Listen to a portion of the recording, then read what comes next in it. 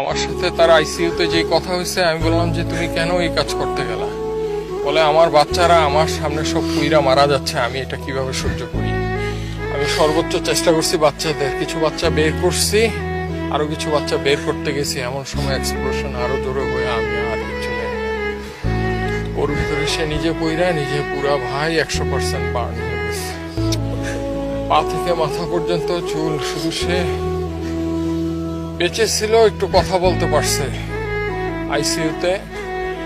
তারা যখন চিকিৎসা নিছে এবং তাকে যখন লাইফ সাপোর্টে নেওয়ার আগ পর্যন্ত সে লাস্টে একটা কথাই বলছে যে আমার হাতটা একটু, ডান হাতটা দিয়ে বলছে আমাকে একটু শক্ত করে ধরো ডান হাতটা।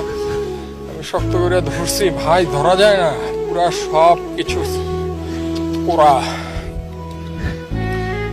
বুকের এইখানে নিয়ে বললো তোমার সাথে আমার আর দেখা হবে না।